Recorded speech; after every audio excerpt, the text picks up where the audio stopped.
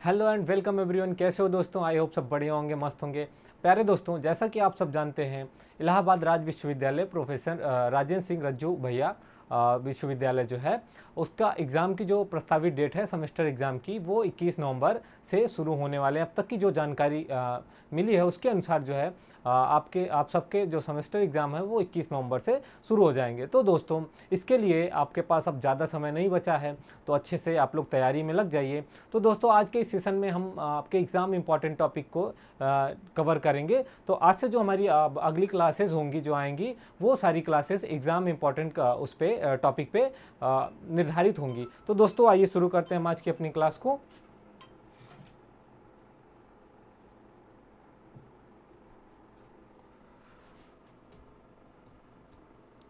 देखिए, हम बात कर रहे हैं आज की हमारा जो क्लास है, आज का जो हमारा सेशन है, उसमें हम बात करेंगे खरपतवार के बारे में या वीड मैनेजमेंट के बारे में।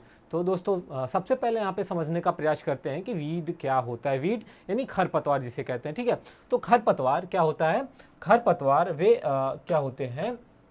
अनैच्छिक पौधे होते हैं। देखिए, अनैच्छिक का मतलब होता है यहाँ पे खरपतवार वे अनैच्छिक पौधे होते हैं जो किसी स्थान पर बिना बोए उग जाते हैं और जिनकी उपस्थिति कृषक को लाभ की तुलना में हानिकारक अधिक है। देखिए, खरपतवार या वीड समझते हैं कि जैसा कि जो फसल होती है, जैसे कि हमने गेहूं की फसल की बुआई की, तो गेहूं की फसल के साथ साथ हमारे खेत में और भी बहुत सारे प्लांट उगाते हैं, बहुत सारे पौधे उगाते हैं।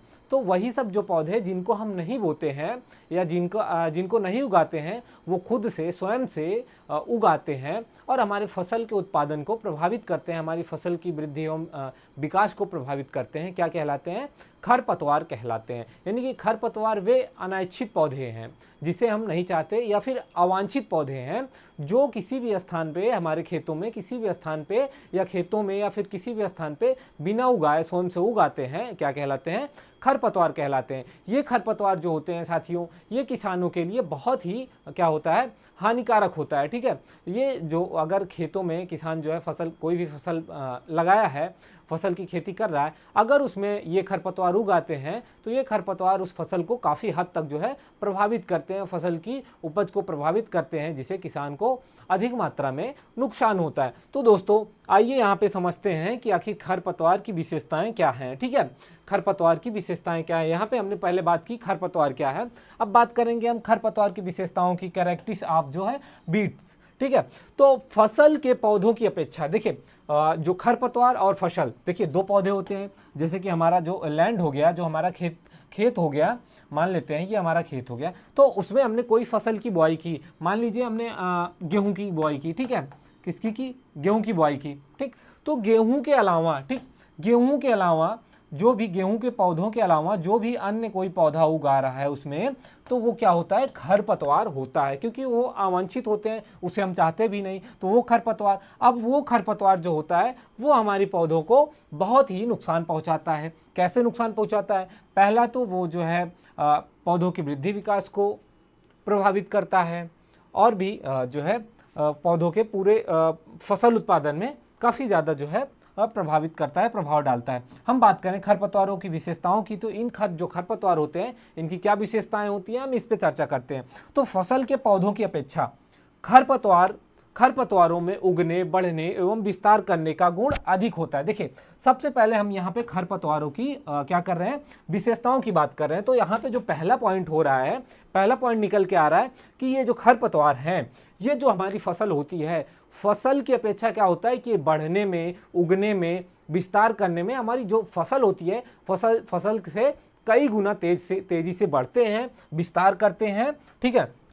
और उसके बाद इनकी कुछ विशेषताएं होती हैं जिनका वर्णन हम इस प्रकार कर सकते हैं, जैसे कि खरपतवारों के बीजों का अंकुरण जल्दी होता है।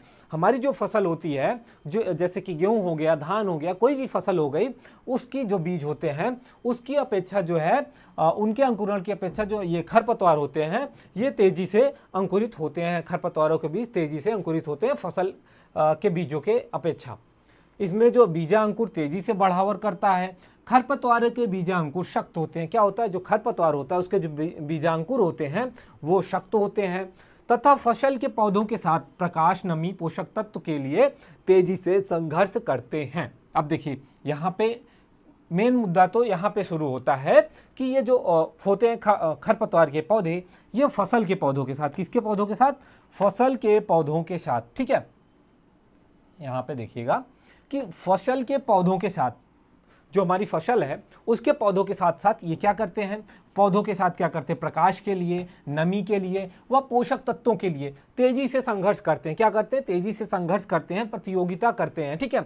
और खरपतवारों के बीच की विशिष्ट क्रियाविधि, उसमें अंकुरण की आवृत्ति है, जो जिसमें जो है खरपतवारों की कुछ जातियां, जैसे जंगली चौलाई हो गया, ये नियमित समानांतर, ठीक है, पर अंकुरित होती रहती है। अगला पॉइंट है यहाँ पे, खरपतवारों के पौधों पर फूल शीघ्र आते हैं। क्या होता है? खरपतवार, देखिए सबसे पहले तो ये जो खरपतवार होता है ये तेजी से बढ़ता है और उसके साथ साथ जो है इसमें फूल भी जल्दी से आते हैं। इसमें बीज की बात की जाए तो अधिक मात्रा में जो है फसलों से जल्दी पकते हैं। क्या होता है? देखो, ये फसलों की अपेक्षा तेजी से अंकुरित होते हैं और क्या होता है कि फसलों की अपेक्षा ये पोषक तत्वों के लिए, नमी के लिए, प्रकाश के लिए संघर्ष भी करते हैं।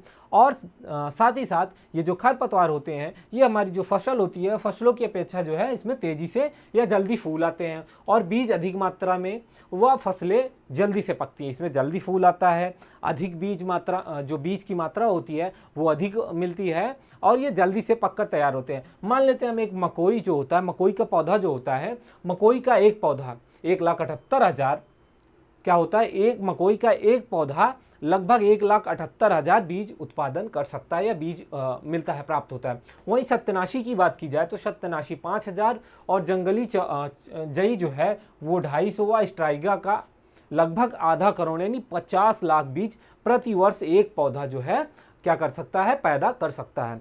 इस प्रकार खेत में खरपतवारों को पूर्णतः उन्मूलन कभी असंभव हो जाता है। अगर ये जो खरपतवार होते हैं, अगर ये हमारे खेतों में पूरी तरीके से फैल जाएं, अगर एक बार फैल जाएं, तो फिर इनको निकालना या इनको नष्ट करना बहुत ही मुश्किल काम हो जाता है, असंभव काम हो जाता है। क्योंकि ये जो पौधे होते हैं, ये एक वर्ष में इतनी अधिक मात्रा में क्या करते हैं?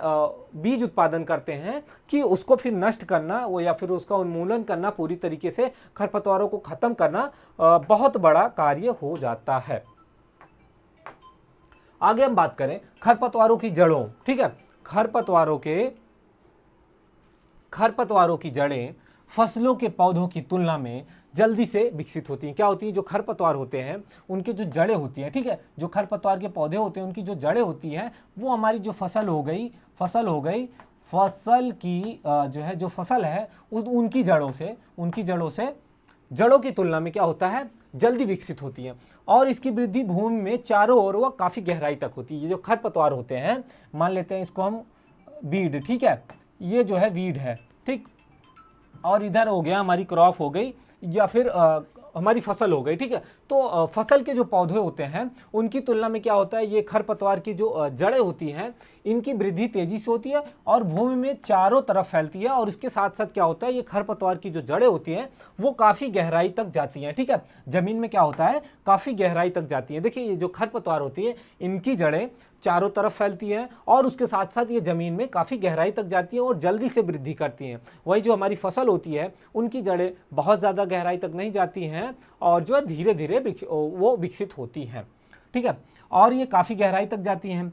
तमाम प्रकार के प्रयोगों से पता चला है या प्रयोग किए गए हैं और उनसे पता चला, जैसे कांसा व हिरनखुरी की जो जड़ें होती हैं वो ज़मीन में लगभग 20 फीट की गहराई, कितना? ज़मीन में लगभग 20 फीट की गहराई व जवाशय की जड़ें जो है वो भूमि में लगभग 13 फीट गहराई तक पहुंच जाती है। देखिए, हिरनखुरी या फिर कांसा जो होता है, इसकी जो जड़ें होती हैं वो ज़मीन में लगभग जो है 20 फीट की गहराई तक जाती है। खरपतवारों की बीजों की अंकुरण शक्ति, ठीक है, खरपतवारों के बीजों की अंकुरण शक्ति की बात करें तो ये बहुत समय तक बनी होती है। सीज विजिबिलिटी जो होती है वो काफ़ी समय तक बनी रहती है। बात करें बथुए को, जिसका बोटेनिकल नेम होता है चिग्नोपोडियम एल्बम, ठीक है, चिग्नोपोडियम एल्बम के बीज लगभग 40 वर्षों तक भूमि में रहने के बाद भी उगाते हैं। देखिए कितना, मतलब कि ये खरपतवार के जो बीज होते हैं इनकी जो सीडबिलिटी होती है या जीवन क्षमता जो होती है कितना अधिक होती है, और खासकर बथुओं की बात की जाए, चिकनेपोडियम एल्बम की बात की जाए, तो इसके जो बीज होते हैं उसको लगभग 40 वर्ष तक जो है क्या कहता है भूमि में रहने के बाद भी ये क्या होता है, ये उग आते हैं। कुछ खरपतवारों के बीज तो 70 वर्ष तक की जीवन क्षमता बनाए रखते हैं। देखिए 40 वर्ष, ठीक है, 40 वर्ष 70 वर्ष, मतलब एकदम सोचने वाली बात है, एकदम अलग वाली बात है, अलग लेवल की बात है कि ये जो खरपतवार होते हैं, ये कुछ खरपतवार जो होते हैं उनके जो बीज होते हैं इतने दिनों तक जीवित रहते हैं, उनकी जो अंकुरण क्षमता होती है वो इतने अधिक दिनों तक होती है। ठीक है, इनको जब पर्याप्त मात्रा ठंडे जो है ठंडे व शुष्क वातावरण में रखने पर अंकुरण क्षमता बढ़ती है। ये जो बीज होते हैं खरपतवारों के जो बीज होते हैं दोस्तों, इनको अगर पर्याप्त मात्रा में अनुकूल वातावरण मिल जाए, ठीक है, जैसे कि ठंडा हो गया या फिर शुष्क वातावरण हो गया, ऐसे वातावरण में क्या होता है, इनका जो जीवन क्षमता होती है इनके जो बीजों की, वो निरंतर बनी रहती है। आगे बात करें तो खरपतवार के पौधे जलवायु की विषमताओं को अपना रूप बदल कर सह लेते हैं। अब देखिए इनकी क्वालिटी, इनकी जो क्वालिटी है, अभी तक तो हमने ये देखा कि ये खरपतवार जो होते हैं, हमारी जो फसलें होती है, फसलों से जो है प्रकाश, नमी, पोषक तत्वों के लिए ही संघर्ष करते हैं, उतना ही जाना। उसके बाद एक नई चीज़ निकल के आई कि ये जो खरपतवार होते हैं, इनके जो बीज होते हैं वो लगभग 40 से 70 साल तक उनके बीज की जो जीवन क्षमता होती है वो होती है, बनी रहती है। उसके बाद भी इतने वर्षों बाद भी अगर उनको उगाया जाए तो वो आसानी से उगाते हैं। अब इसकी खरपतवारों की एक अलग सी क्वालिटी हमें अब सामने निकल के आई है कि ये जो खरपतवार होते हैं, ठीक है, जैसा कि हमारी जो फसलें होती हैं, हम फसलों को उगाते हैं तो मौसम को देखकर, जलवायु को देखकर, ठीक है, जैसे कि हमारी जो फसलें हैं उनको अलग अलग सीजन में बांटा है, रबी, खरीफ, जायद, तो अलग अलग वातावरण में जो हमारी फसलें होती हैं वो तैयार होती हैं। लेकिन ये जो खरपतवार हैं, ये इनको तो जलवायु का कोई फर्क ही नहीं पड़ता है। ये क्या करते हैं कि ये अपने आप को जो जलवायु की विषमताएं होती हैं उनके हिसाब से ढाल लेते हैं। देखो इनको एक नई क्वालिटी है, इनमें आगे अलग अलग क्वालिटीज़ निकल के आ रही हैं इन खरपतवारों की कि ये कितना अपने खुद को जीवित रखने के लिए अपने आप में कितना चेंजमेंट लाते हैं कि इनकी जो जड़ें होती हैं 20-20 फीट तक जाती हैं, इनकी जीवन क्षमता जो होती है वो लगभग कई सालों तक जीवित रहती है, और उसके साथ साथ जलवायु की विषमताओं को भी बदल कर अपने रूप में जलवायु की जो विषमताएँ होती हैं उसको भी अपने अनुकूल, अपने जलवायु की विषमताओं को अपना रूप बदलकर सह लेते हैं।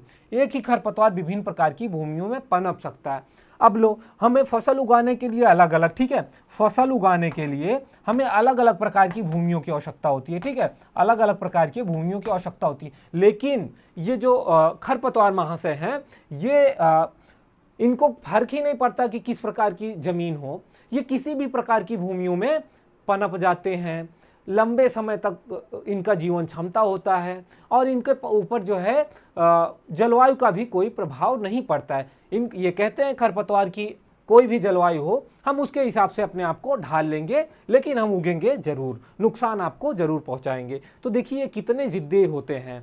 खरपतवार के पौधों की बात करें तो ये फसलों के पौधों की तुलना में विभिन्न प्रकार की बीमारियों, कीट पतंगों के आक्रमण को सहन करने की क्षमता अधिक रखते हैं। देखो हमारी खरपतवार जिसके लिए हम इतना सेवा करते हैं, इतना प्रबंध करते हैं, इतना मैनेजमेंट करते हैं, उनको उगाते हैं, उनको जो है अच्छी फसल उत्पादन के लिए, तब भी जो है हमें पर्याप्त मात्रा में फसल उत्पादन या उपज जो है नहीं मिल पाती। लेकिन ये खरपतवार अवांछित होते हैं, बिना उगाए उगते हैं, और जो है जलवायु का कोई प्रभाव नहीं पड़ता, लंबे समय तक इनकी जीवन क्षमता होती है। उसके साथ साथ इनके ऊपर ना तो किसी कीट का न बीमारी का अधिक प्रभाव पड़ता है, क्योंकि ये कीट और बीमारियों के आक्रमण को भी क्या करते हैं, सह लेते हैं, इनकी क्षमता होती है। खरपतवार की फसलों के पौधों की तुलना में जल संबंधी आवश्यकताएं कम होती है। देखो फसल जो होती है उसकी अपेक्षा इनको जल की भी आवश्यकता कम होती है। जिन भूमियों में जल की कमी के कारण कोई फसल नहीं पैदा कर सकते, वहाँ पे कुछ खरपतवार के पौधे सफलतापूर्वक उगते हैं, सफलतापूर्वक फलते फूलते हैं। अब लो, यहाँ पे एक बात और समझ में आई कि ये जो खरपतवार होते हैं, ये इनको तो पानी का भी कोई बहुत आवश्यकता नहीं पड़ती है। ये जहाँ पे पानी नहीं भी मिलता है वहाँ भी कुछ खरपतवार होते हैं, कुछ ऐसे पौधे होते हैं जो आसानी से उग के अपना जीवन क्या करते हैं, जीवन चक्र पूरा करते हैं, सफलता से फलते फूलते रहते हैं। आगे बात करें खरपतवार और फसल की प्रतियोगिता, क्रॉप बीट कंपटीशन। देखिए ये जो खरपतवार और फसल होती है इनमें एक कंपटीशन होता है, प्रतियोगिता होता है। वो होता किस लिए है कि जो फसल तथा खरपतवार विशेष रूप से उपयोग किए जाने वाले क्या हैं, उपयोग किए जाने वाले पदार्थ, जैसे मिट्टी से नमी हो गया, खाद हो गया, पोषक तत्व हो गया, ताप हो गया, वायुमंडल की जो है वायुमंडल से प्राप्त जो है प्रकाश, वायु, इन सब के लिए क्या करते हैं, उसमें सदैव जो है प्रतिस्पर्धा होती है, संघर्ष होता है। सदैव उन्हीं अवस्थाओं में होगी और जब प्रयोग किए जाने वाले पदार्थों का भाव कम होगा। और प्रतियोगिता कब होगी कि जो पदार्थ हैं जब वो उनकी कमी होगी, तभी दोनों में प्रतियोगिता भी होगा। यदि मृदा में फसलों एवं खरपतवारों की कुल पोषक तत्वों की आवश्यकता की अपेक्षा तत्वों का अभाव हो तो फसल और खरपतवारों में प्रतियोगिता पोषक तत्वों के लिए भी होगी। ठीक है, यानी कि इसमें इनमें जो खरपतवार और फसलें होती हैं इनमें प्रतियोगिता उसी टाइम होगी जब कोई भी पोषक तत्वों की कमी होती है। और इस प्रकार जो है खरपतवार व फसलों दोनों में प्रतियोगिता किसी भी पदार्थ के लिए तभी प्रारंभ होती है जब वह पदार्थ उन दोनों प्रतियोगिताओं को मिलाकर कुल आवश्यकता से कम मात्रा में होता है। जैसे कि मान लीजिए कोई भी इनको किसी भी प्रकार के पोषक तत्व की आवश्यकता है और तब इनमें प्रतियोगिता होगी जब ये पोषक तत्व जो है जितना दोनों को यानी कि वीड को और हमारी क्रॉप को, ठीक है, जितना वीड और क्रॉप को पोषक तत्व की आवश्यकता होगी जब वो पोषक तत्व उससे कम मात्रा में होगा, ठीक है, जो पोषक तत्व होगा वो कम मात्रा में होगा, आवश्यकता इन दोनों की आवश्यकताओं से कम मात्रा में होगा, तब इनमें खींचातानी होगी, पोषक तत्वों के लिए संघर्ष होगा। ठीक है, और जो है क्या होता है कि उस समय इनमें प्रतियोगिता होती है। अगर पोषक तत्व की पर्याप्त मात्रा हो तो इनमें किसी प्रकार की प्रतियोगिता नहीं होगी। खरपतवारों के प्रति फसल की प्रतियोगिता, खरपतवारों से निम्न जो है फसलों के गुणों के कारण अधिक प्रतियोगिता कर सकती हैं। जैसे कि फसलों का अंकुरण शीघ्र एवं एक सा होता है, जब इनमें क्या होता है खरपतवारों के प्रति फसल की प्रतियोगिता, खरपतवारों से फसल निम्न गुणों के कारण अधिक प्रतियोगिता करते हैं। जैसे कि फसल का अंकुरण हो गया, ये जल्दी और एक सा होना चाहिए, फसलों के पौधों की बढ़ावट तेजी से होनी चाहिए, फसल के पौधों की जड़ों की गहराई एवं भूमि की सतह पर अधिक फैलाव होता है, और जो है फसलों के पौधों में अधिक पत्तियां एवं पत्तियों पर अधिक पर्णदंड, फसलों को खरपतवार रहित की क्रांति अवस्था या वार्षिक फसलों आदि में क्या होता है, खरपतवार बुआई के 10-15 दिन के भीतर अगर निकाल दिए जाएं तो उस समय उपज पर कोई प्रभाव नहीं पड़ेगा। अगर वही जो है खरपतवार बुआई के 30 दिन का अधिक समय होने पर रह जाता है, 30 दिन से अधिक, तब खरपतवार नष्ट करते हैं तो उस समय क्या होता है, हमारी जो फसल की उपज होती है उसमें कमी आना शुरू हो जाती है। बात करें हम गेहूं की फसल की, तो गेहूं की फसल यानी कि प्रथम सिंचाई यानी कि 21 दिन के बाद, क्योंकि गेहूं की जो फसल होती है उसकी जो पहली सिंचाई होती है वो 21 दिन के बाद होती है। ठीक है, 21 दिन के बाद होती है, तो 21 दिन के तक जो है सभी खरपतवार अंकुरित हो जाते हैं। ठीक है, तो उसमें क्या होता है 20 से 30 दिन के अंदर ये जो खरपतवार होते हैं हमारी गेहूं की फसल में, अगर कोई खरपतवार है तो उसको कम से कम 20 से 21 दिन के बाद जो है 20 से 21 दिन के बीच क्या करेंगे, नष्ट कर देंगे या उसको निकाल देना चाहिए। ठीक है, और जैसे कि धान, सीधे बोए गए बीज, धान खेत में धान के बीजों के साथ साथ खरपतवार के पौधे अंकुरित हो जाते हैं, अतः बुआई के 20-25 दिन बाद या 20-25 दिन के अंदर खरपतवार को नष्ट करें। 30 दिन से ज़्यादा जब पोषक तत्व हो जाते हैं, ये खरपतवार हो जाते हैं, तो क्या करते हैं, पोषक तत्व को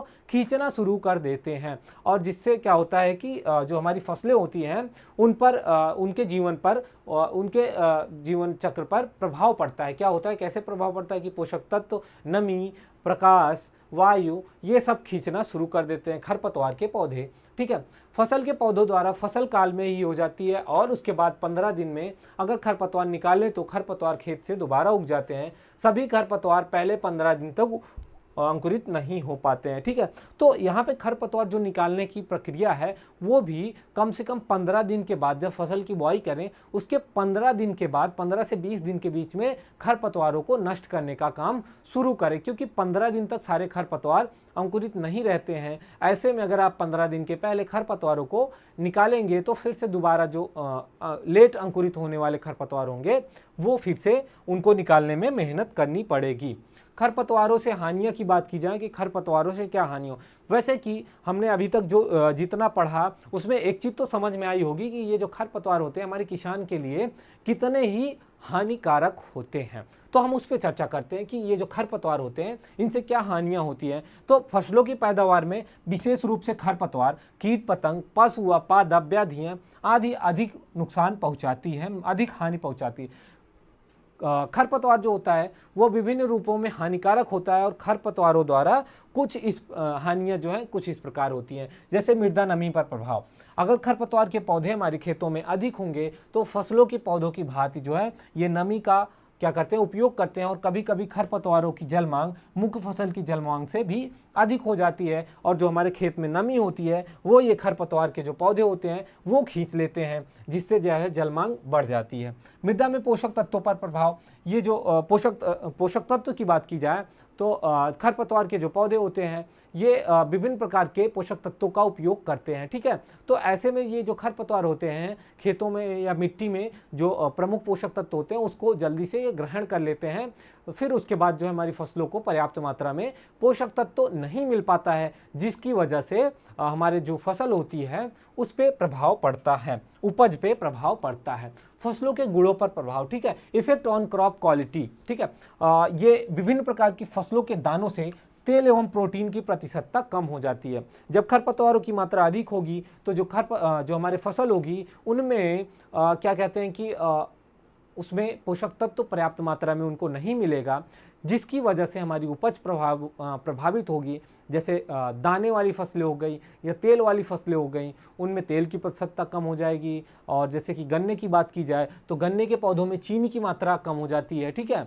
और प्रतिशतता कम हो जाती है। सब्जियों के गुणों पर भी कोई प्रभाव होता है और चारे की फसल के गुण भी नष्ट हो जाते हैं। इस प्रकार से क्या होता है, सभी प्रकार की जो फसलें होती है उनकी कीमत क्या होती है, कम हो जाती है, क्योंकि जो खरपतवार होते हैं जब वो नमी और क्या कहते हैं पोषक तत्व अधिक खींच लेंगे, जो हमारे फसल होगी उसको पर्याप्त मात्रा में नहीं मिलेगा, तो ऐसी अवस्था में जो है हमारी उपज बहुत ही प्रभावित होती है।